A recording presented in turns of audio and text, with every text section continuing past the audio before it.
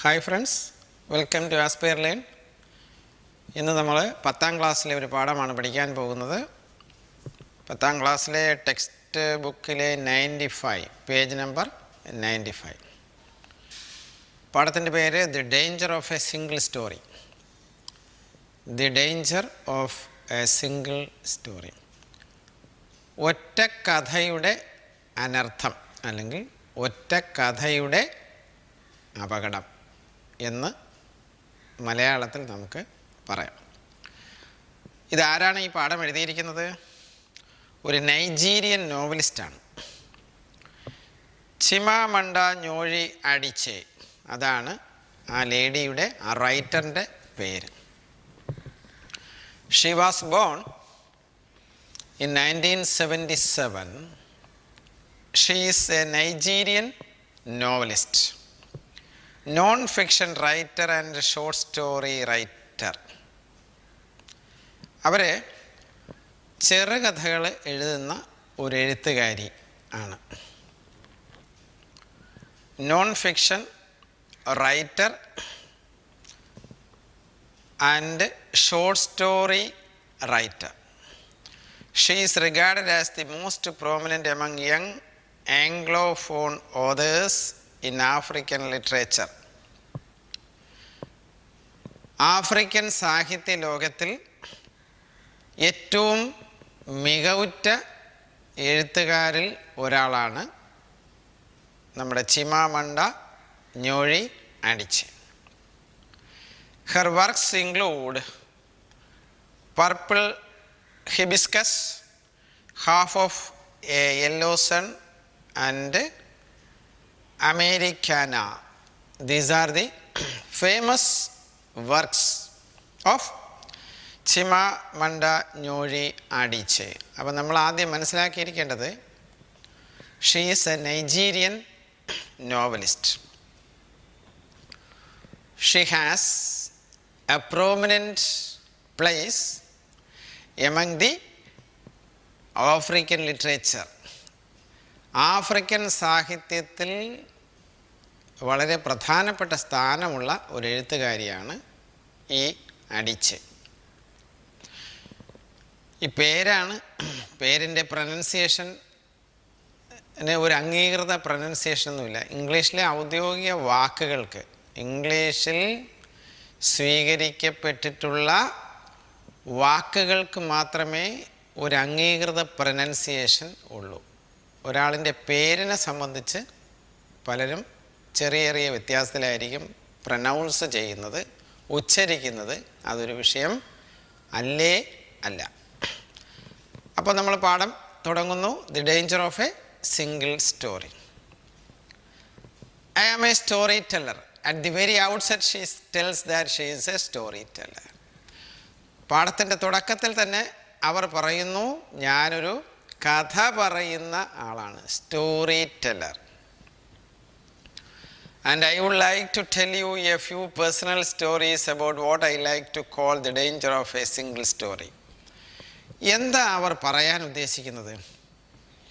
ഈ ഒറ്റക്കഥയുടെ അപകടത്തെ സബ്സ്റ്റാൻഷിയേറ്റ് ചെയ്യാൻ, അതിനെ എന്ത് ചെയ്യാൻ, സബ്സ്റ്റാൻഷിയേറ്റ് ചെയ്യാന്ന് പറഞ്ഞാൽ അതിനെ നിങ്ങളുടെ മുന്നിൽ തെളിയിക്കുന്നതിന് വേണ്ടി ചില കഥകൾ ഞാൻ പറയാം എന്നാണ് അവർ പറയുന്നത്. I would like to tell you a few personal stories. ഞാൻ എൻ്റെ ചില വ്യക്തിപരമായ കഥകൾ നിങ്ങളോട് പറയാം. എന്തിനു വേണ്ടിയാണ്? What is the purpose of telling her personal stories to you? നിങ്ങളോട് അവരുടെ വ്യക്തിപരമായ കാര്യങ്ങൾ പറയുന്നതിൻ്റെ ലക്ഷ്യം എന്താണ്? ഞാൻ ഒറ്റക്കഥയുടെ അപകടം എന്ന് പറയുന്നതിന് തെളിവായിട്ടാണ് ചില കാര്യങ്ങൾ ഞാൻ നിങ്ങളോട് പറയാൻ പോകുന്നത്. The danger of a single story. അപ്പോൾ നമ്മൾ ഈ ഒറ്റക്കഥയുടെ അപകടം, ഒറ്റക്കഥയുടെ അനർത്ഥം എന്നൊക്കെ പറയുമ്പോൾ ശരിക്കും പറഞ്ഞാൽ നമുക്കാദ്യം എന്താണെന്ന് മനസ്സിലാവില്ല. എന്ന് പറഞ്ഞാൽ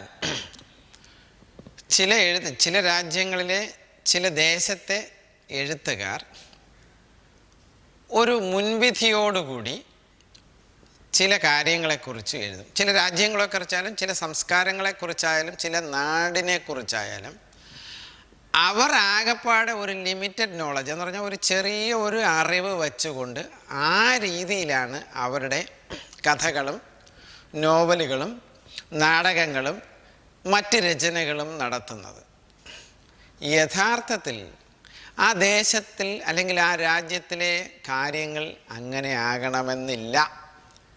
പൂർണ്ണമായും കള്ളമെന്ന് പറയുന്നില്ല, പക്ഷേ അത് ഒരുതരം പ്രത്യേക രീതിയിലുള്ള പ്രത്യേക തരത്തിലുള്ള എഴുത്തുകൾ ആയി പോകുന്നു എന്നാണ് നമ്മുടെ റൈറ്ററിൻ്റെ കണ്ടൻഷൻ.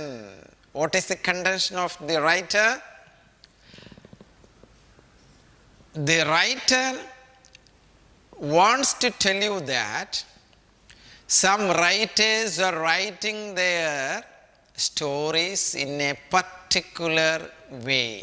ഒരു പ്രത്യേക രീതിയിലാണ് അവരുടെ എഴുത്തുകൾ എഴുതുന്നത് എന്നാണ് ഇവർ പറയുന്നത്. നോക്കാം. I grew up on a university campus in eastern Nigeria. ഞാൻ വളർന്നത് എവിടെയാണ്?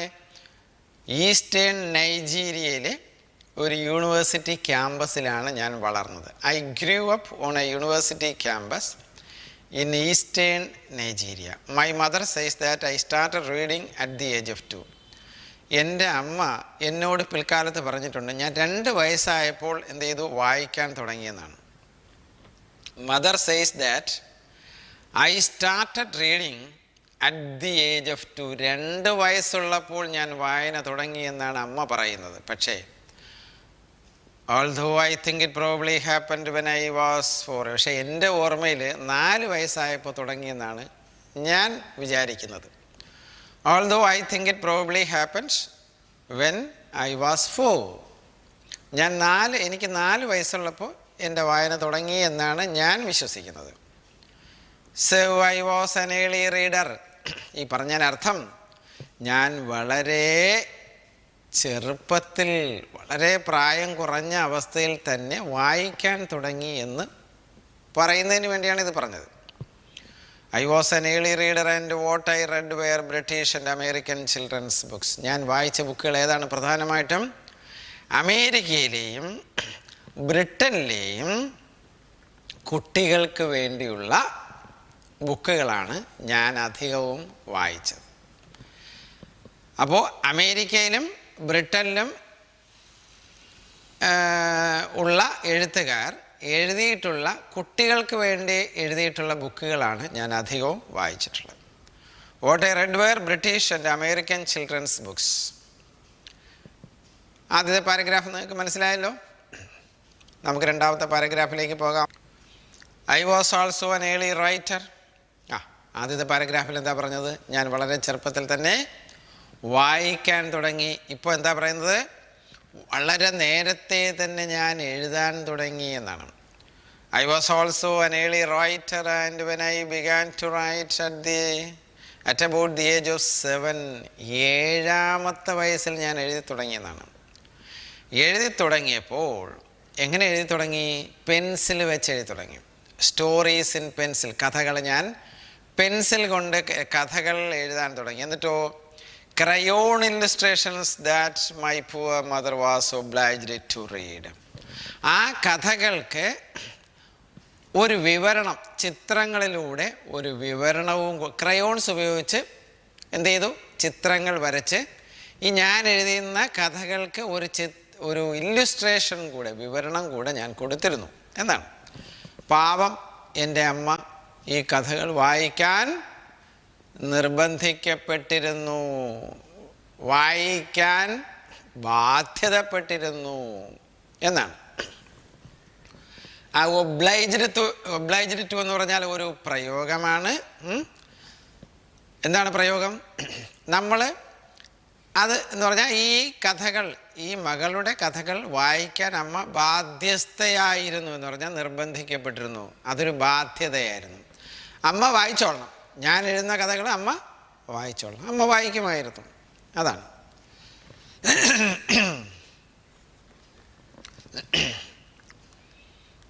I wrote exactly the kinds of stories I was reading. നേരത്തെ പറഞ്ഞല്ലോ, ചെറുപ്പകാലത്ത് ഞാൻ എഴുതാൻ തുടങ്ങി, അതുപോലെ തന്നെ വായിക്കാൻ തുടങ്ങി. അപ്പോൾ ഞാൻ എഴുതുന്ന കഥകളും ഏകദേശം എങ്ങനെയുള്ളതായിരുന്നു?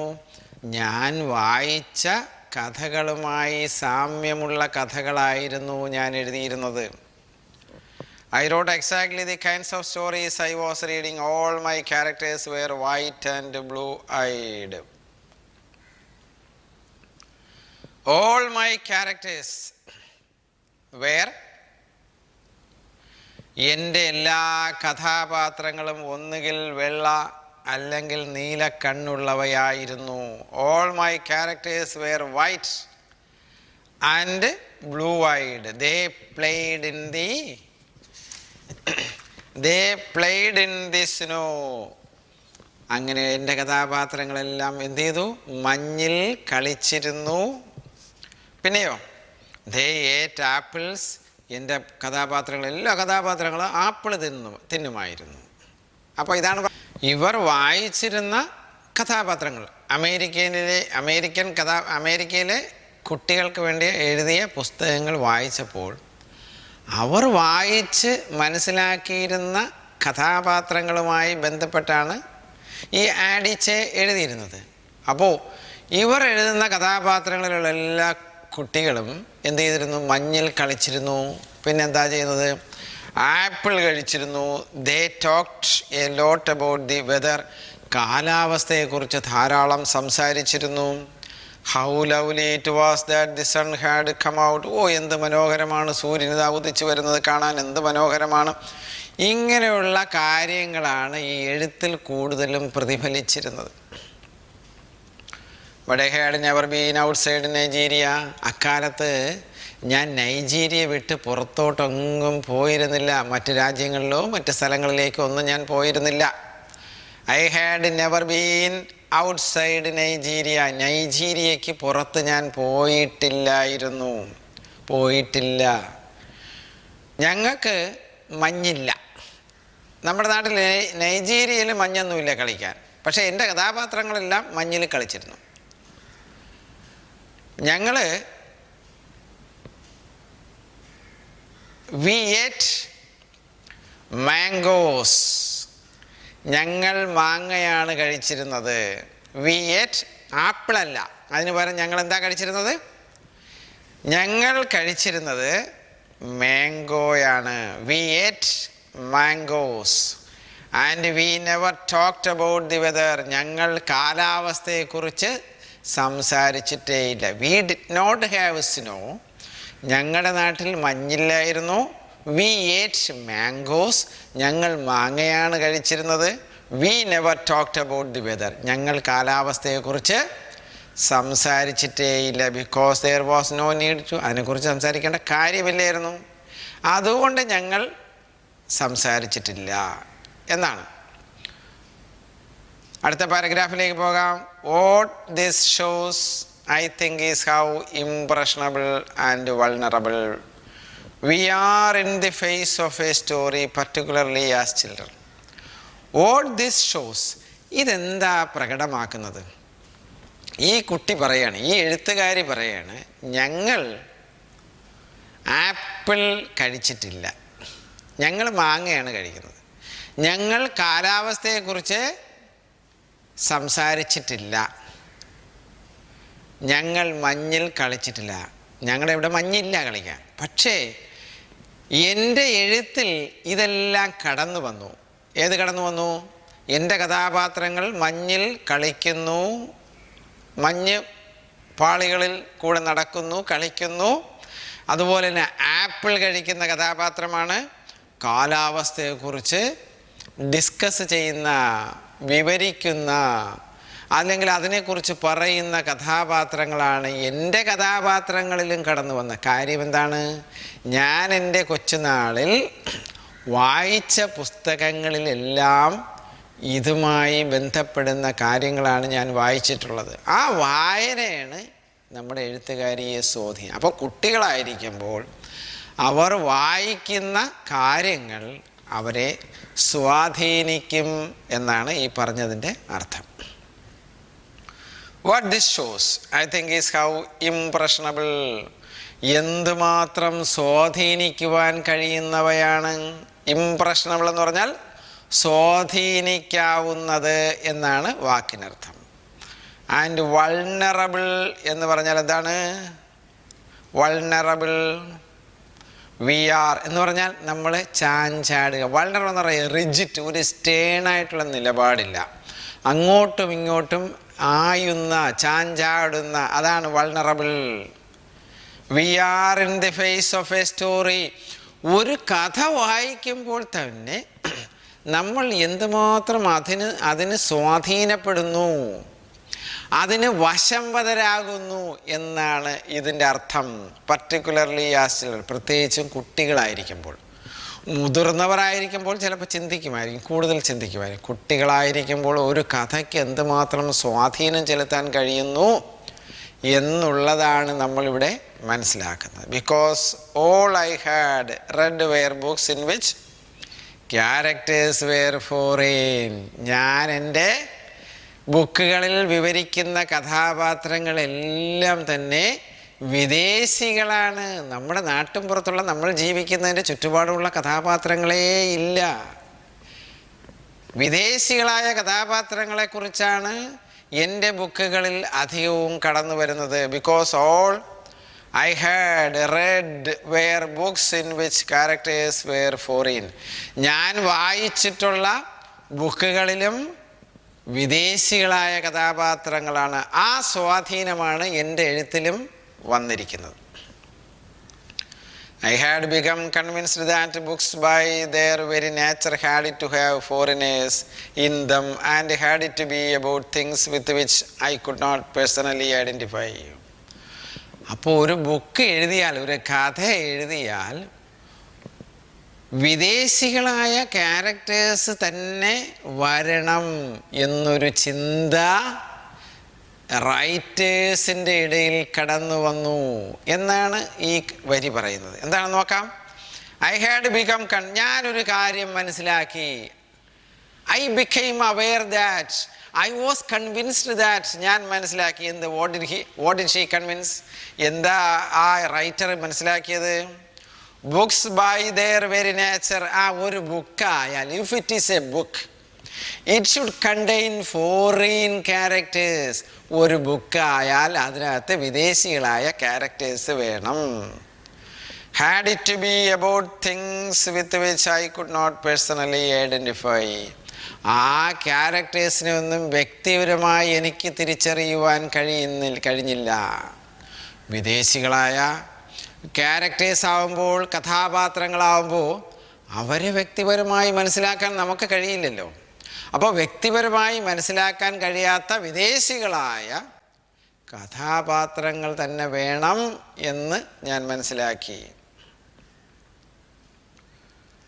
I had become convinced that books by their very nature had to have foreigners in them and had to be about things with which I could not personally identify. Now things changed when I discovered African books. African books പരിചയപ്പെട്ടപ്പോൾ എൻ്റെ ചിന്തയിൽ ചെറിയൊരു മാറ്റമുണ്ടായി എന്നാണ്. Now things changed, കാര്യങ്ങൾ മാറി. When I discovered African books, ഞാൻ African books വായിക്കാൻ തുടങ്ങിയപ്പോൾ കാര്യങ്ങൾ മാറിമറിഞ്ഞു. There were not many of them available. പക്ഷേ ആഫ്രിക്കൻ ബുക്സ് ഒന്നും വലുതായിട്ട് കിട്ടാനില്ല. And they were not quite as easy to find as the foreign books. വിദേശ ബുക്കുകളെ പോലെ പെട്ടെന്ന് കണ്ടുപിടിക്കാൻ, പെട്ടെന്ന് അവൈലബിൾ അല്ല. ഏത് ബുക്കുകൾ? African books. They were not many of them available and they were not quite as easy to find as the foreign books. But when I read Chinua Achebe and Kamaraleye, ഇത് രണ്ടും രണ്ട് African എഴുത്തുകാരാണ്. അവരുടെ പേരുകളാണ് Chinua അച്ചബെയും Camara ലേയും. These are two African writers.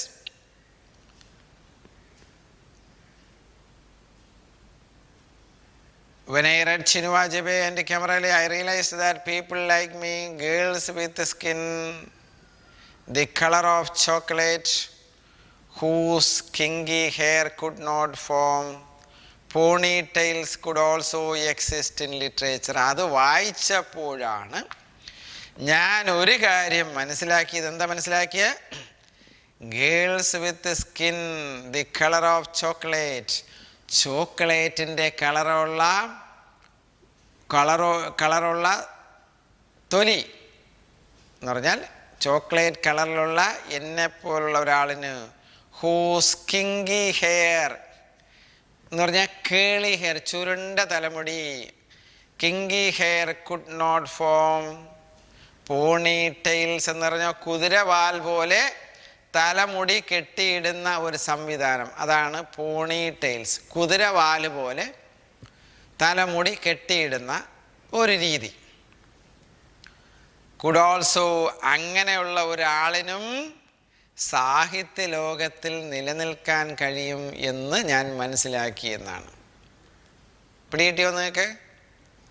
Girls with skin the colour of chocolate, whose kinky hair could not form. Ponytails, കുതിരവാൽ പോലെ തലമുടി കെട്ടാത്ത ചുരുണ്ട തലമുടിയുള്ള ചോക്ലേറ്റ് നിറമുള്ള ആളുകൾക്കും കുട്ടികൾക്കും പെൺകുട്ടികൾക്കും സാഹിത്യ ലോകത്തിൽ നിലനിൽക്കാൻ കഴിയും എന്ന് ഞാൻ മനസ്സിലാക്കി എന്നാണ്. I started to write about things I recognised. എന്താ ഈ റൈറ്റർ ചെയ്തത്? ഞാൻ ഈ കാര്യം മനസ്സിലാക്കിയ ഉടൻ തന്നെ ആ രീതിയിൽ ഞാൻ എഴുതാൻ തുടങ്ങി എന്നാണ്. എന്ന് പറഞ്ഞാൽ വിദേശികളായ ക്യാരക്ടേഴ്സിനെ ഒഴിവാക്കിക്കൊണ്ട് തനത് ശൈലിയിൽ ഞാൻ എൻ്റെ എഴുത്തുകൾ എഴുതാൻ തുടങ്ങിയെന്നാണ്. I loved the American and British books I read. എനിക്ക് അമേരിക്കയുടെയും ബ്രിട്ടീഷ് ബുക്സുകളും വായിച്ചത് എല്ലാം ഇഷ്ടപ്പെട്ടു. I started to write about things I recognized. I loved the American and British books I read. They stirred my imagination and opened up new worlds for me. സത്യത്തിൽ ആ ബുക്കുകളോട് എനിക്ക് എതിർപ്പൊന്നുമില്ല, American ബുക്സിനോടും British ബുക്സുകളോടും. അത് യഥാർത്ഥത്തിൽ എനിക്ക് വിശാലമായ അറിവ് പകർന്നു തരികയും വിശാലമായ ലോകത്തിലേക്ക് എൻ്റെ കണ്ണുകളെ തുറക്കുകയും ചെയ്തു. They stirred my imagination. എൻ്റെ ക്രിയേറ്റിവിറ്റി എന്താണ്? എൻ്റെ ഇമാജിനേഷൻ. ഞാൻ എൻ്റെ ഈ ലോകത്തെക്കുറിച്ചുള്ള ഇമാജിനേഷൻ വർദ്ധിപ്പിച്ചു, എന്നിലെ അറിവ് വർദ്ധിച്ചു. They stirred. സ്റ്റേർ എന്ന് ഇളക്കുക എന്നാണ് അർത്ഥം. സ്റ്റർ ഇവിടെ എൻ്റെ ഇമാജിനേഷനെ ഇളക്കി എന്ന് പറഞ്ഞാൽ എൻ്റെ ഇമാജിനേഷനെ വർദ്ധിപ്പിച്ചു എന്നാണ്. And opened up new worlds for me. പുതിയ ലോകം എൻ്റെ മുന്നിൽ തുറന്നു. But African writers saved me from having a single story of what books are. But African writers saved me. പക്ഷേ യഥാർത്ഥത്തിൽ എന്നെ രക്ഷിച്ചതാരാണ്? ആഫ്രിക്കൻ എഴുത്തുകാരാണ് എന്നെ രക്ഷിച്ചത്. എങ്ങനെയാണ് രക്ഷിച്ചത്? എങ്ങനെയാണ്? From having a single story of what books are. ബുക്കുകളിലെല്ലാം കണ്ടുവരുന്ന ഒരു പതിവ് ശൈലി, അതാണ് സിംഗിൾ സ്റ്റോറി എന്ന് പറയുന്നത്. ഒരു പ്രത്യേക ആംഗിളിൽ കൂടെ എഴുതുക, ഒരു പ്രത്യേക ഡയമെൻഷനിൽ എഴുതുക, ഒരു പ്രത്യേക രീതി മാത്രം അവലംബിക്കുക, പ്രത്യേകതരം കഥാപാത്രങ്ങളെ മാത്രം അവതരിപ്പിച്ചുകൊണ്ട് എഴുതുക. അതിൽ നിന്ന് എന്നെ രക്ഷിച്ചതാരാണ്? യഥാർത്ഥത്തിൽ African writers. African writers saved me, എന്നെ രക്ഷിച്ചു എന്നാണ്. ഏതിൽ നിന്ന്? ഈ ഒരു പ്രത്യേക തരം, ഈ സ്റ്റീരിയോ ടൈപ്പുള്ള എഴുത്തിൽ നിന്ന് എന്നെ രക്ഷിച്ചതാരാണ്? ആഫ്രിക്കൻ എഴുത്തുകാരാണ് എന്നെ രക്ഷിച്ചത്. I come from a conventional middle class Nigerian family. ഞാനൊരു വലിയ അരിസ്റ്റോക്രാറ്റിക് ഫാമിലിയിൽ പെട്ട ആളല്ല. ഞാനൊരു മിഡിൽ ക്ലാസ് കുടുംബത്തിലെ അംഗമാണ്. I come from a conventional എന്ന് പറഞ്ഞാൽ യാഥാസ്ഥിതിക ഇടത്തരം നൈജീരിയൻ കുടുംബത്തിൽ നിന്നാണ് ഞാൻ വരുന്നത്. That means she belongs to a middle class Nigerian family. My father was a professor. അതാണ് യൂണിവേഴ്സിറ്റി ക്യാമ്പസിൽ താമസിച്ചത് നമ്മൾ തുടക്കത്തിൽ കണ്ടു. അപ്പോൾ ഒരു യൂണിവേഴ്സിറ്റിയിലെ പ്രൊഫസറായിരുന്നു ഈ നമ്മുടെ റൈറ്ററിൻ്റെ അച്ഛൻ. My father was a professor, my mother was an administrator. എൻ്റെ അമ്മ ഒരു അഡ്മിനിസ്ട്രേറ്റർ ആയിരുന്നു എന്ന് പറഞ്ഞാൽ 2 പേർക്കും ജോലി ഉണ്ടായിരുന്നു. And so we had, as was the നോം, ലിവ് ഇൻ ഡൊമസ്റ്റിക് ഹെൽപ്പ്. ഞങ്ങൾ ഒരു മിഡിൽ ക്ലാസ് ഫാമിലി ആയതുകൊണ്ട് ഞങ്ങളുടെ വീട്ടിൽ അത്യാവശ്യം ചില ജോലികൾ ചെയ്യുന്നതിന് ജോലിക്കാരുണ്ടായിരുന്നു. So we had live in domestic help എന്ന് പറഞ്ഞാൽ അതാണ്, വീട്ടു ജോലികൾ ചെയ്യുന്നതിനുള്ള ആളുകൾ ഉണ്ടായിരുന്നു. Who would often come from nearby rural villages. അവർ എവിടെ നിന്നാണ് വരുന്നത്? വളരെ റൂറൽ എന്ന് പറഞ്ഞാൽ തനി നാടൻ പ്രദേശങ്ങളിൽ നിന്നാണ്, വില്ലേജിൽ നിന്നാണ്, നാടൻ വില്ലേജ് പ്രദേശങ്ങളിൽ നിന്നാണ് ഈ ജോലിക്ക് നമ്മുടെ വീട്ടിൽ ആളുകൾ വന്നിരുന്നത്. Who would often come from nearby rural village. So the year I turned 8, എനിക്ക് 8 വയസ്സായപ്പോൾ, the year I turned 8, we got a new house boy. ഞങ്ങളുടെ വീട്ടിൽ ഒരു പുതിയ ആൺകുട്ടി വന്നു, ഒരു ബാലൻ വന്നു, ജോലിക്ക് വന്നതാണ്. So the year I turned 8, we got a new house boy. His name was Fide. ആ കുട്ടിയുടെ പേരെന്താണ്? ഫിഡെ. ആ ബാലൻ്റെ പേര് ഫിഡെ എന്നായിരുന്നു. The only thing my mother told us about him was that his family was very poor. ആ കുട്ടിയെക്കുറിച്ച് എന്നോട് എൻ്റെ അമ്മ പറഞ്ഞിരുന്ന ഒരേ ഒരു കാര്യമാണ്, ഒരു പാവപ്പെട്ട വീട്ടിലെ ബാലനാണ് ഈ ഫിഡെ എന്നാണ് എന്നോട് അമ്മ പറഞ്ഞിരുന്നത്. നോക്കിയേ ആ സെൻറ്റൻസ് നോക്കിയേ. The only thing my mother told us about him was that his family was very poor. അവൻ്റെ കുടുംബം വളരെ ദാരിദ്ര്യത്തിൽ കഴിയുന്ന ഒരു കുടുംബമാണ്, ആ കുടുംബത്തിൽ നിന്നുള്ളൊരു ബാലനാണ് ഫിഡെ എന്ന് എൻ്റെ അമ്മ എന്നോട് പറഞ്ഞിരുന്നു. മൈ മദർ സെൻറ്റ് യാംസ് എന്ന് പറഞ്ഞാൽ ചേന, യാംസ് എന്ന് പറഞ്ഞാൽ വാക്കിനർത്ഥം ചേന, ആൻഡ് റൈസ് അരി, and other old clothes to his family. അവർ പാവപ്പെട്ടവരായിരുന്നുകൊണ്ട് എൻ്റെ അമ്മ എന്ത് ചെയ്യുമായിരുന്നു? നമ്മുടെ വീട്ടിൽ നിന്ന് എന്താ ചേനയും അരിയും പഴയ വസ്ത്രങ്ങളും അവന് കൊടുത്തു വിട്ടിരുന്നു, ആ വീട്ടിൽ കൊടുത്തു വിട്ടിരുന്നു. My mother send yams and rice and our old clothes to his family.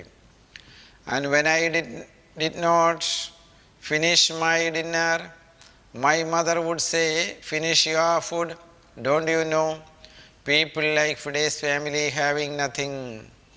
When I did not finish my dinner, എനിക്ക് ആഹാരം തരുമ്പോൾ, നമ്മൾ നാട്ടിൽ അറിയില്ലേ, കൊച്ചുകുട്ടികളായിരിക്കുമ്പോൾ ഇങ്ങനെ ആഹാരം വെച്ചുകൊണ്ടേയിരിക്കും, സമയത്തിന് കഴിച്ച് തീർക്കില്ല, കുറച്ച് അധികം മിച്ചം ബാക്കി ഇട്ടിട്ട് പോകും. എന്ന് പറഞ്ഞാൽ ആഹാരം കഴിക്കാൻ ധാരാളം ഉള്ള വീട്ടിലാണ് ഈ വിഷയമുള്ളത്. കൊച്ചുകുട്ടികളായിരിക്കുമ്പോൾ എന്ത് ചെയ്യും? ആഹാരത്തിനോട് വലിയ താല്പര്യമൊന്നും കാണില്ല. അങ്ങനെ ഞാൻ ആഹാരം ശരിക്കും കഴിക്കാതെ വച്ചുകൊണ്ടിരിക്കുമ്പോൾ അമ്മ എന്നോട് പറയും, എന്ത് പറയും നോക്കേ, ഫിനിഷ് യുവർ ഫുഡ്, പെട്ടെന്ന് കഴിക്കുമോളെ. ഡോണ്ട് യു നോ, നിനക്കറിയില്ലേ? എന്തറിയില്ലേ? People like Fide's family have nothing. അയ്യോ, നമ്മുടെ ഫിഡയുടെ കുടുംബത്തിലാണെങ്കിൽ അവർക്ക് ശരിക്കും കഴിക്കാൻ ആഹാരം പോലും ഇല്ല, അത് നിനക്കറിയില്ലേ? So I felt enormous pity for Fide's family. എന്താ അർത്ഥം? എനിക്ക് ഫിഡയുടെ കുടുംബത്തോട് ഇത് കേട്ടപ്പോൾ ഒരു അനുകമ്പ, ദയ തോന്നി, പിറ്റി തോന്നി. So I felt enormous pity for Fide's family. ഈ കഴിക്കാൻ ആഹാരമില്ല എന്നൊക്കെ കേട്ടപ്പോൾ യഥാർത്ഥത്തിൽ എനിക്ക് ഫിഡയുടെ കുടുംബത്തോട് വളരെയധികം ദയയും അനുകമ്പയും അനുതാപവും തോന്നി എന്നാണ് നമ്മുടെ റൈറ്റർ ആഡിച്ച് പറയുന്നത്. അപ്പോൾ ഈ പാരഗ്രാഫിൽ വച്ച് ഞാനിവിടെ അവസാനിപ്പിക്കുന്നു, ഈ വീഡിയോ അവസാനിപ്പിക്കുന്നു. ഇന്നത്തെ ഈ വീഡിയോ വഴി എൻ്റെ ക്ലാസ് നിങ്ങൾക്ക് എല്ലാവർക്കും ഇഷ്ടപ്പെട്ടു എന്ന് ഞാൻ വിശ്വസിക്കുന്നു. നിങ്ങൾക്ക് എല്ലാവർക്കും മനസ്സിലായി എന്ന് ഞാൻ വിശ്വസിക്കുന്നു. നിങ്ങൾക്ക് എൻ്റെ ക്ലാസ് ഇഷ്ടപ്പെട്ടു എങ്കിൽ ലൈക്ക് ചെയ്യുക, അതുപോലെ തന്നെ സുഹൃത്തുക്കളിലേക്ക് ഷെയർ ചെയ്യണം. ഈ ചാനൽ ആദ്യമായിട്ടാണ് കാണുന്നതെങ്കിൽ ചാനൽ സബ്സ്ക്രൈബ് ചെയ്യാൻ മറക്കരുത്. അതുപോലെ തന്നെ ആ ബെൽ ഐക്കൺ എനേബിൾ ചെയ്ത് വയ്ക്കുക. നമുക്ക് ഈ പാഠത്തിൻ്റെ അടുത്ത ഭാഗം മറ്റൊരു വീഡിയോയിൽ ചെയ്യാം. Till then, good bye.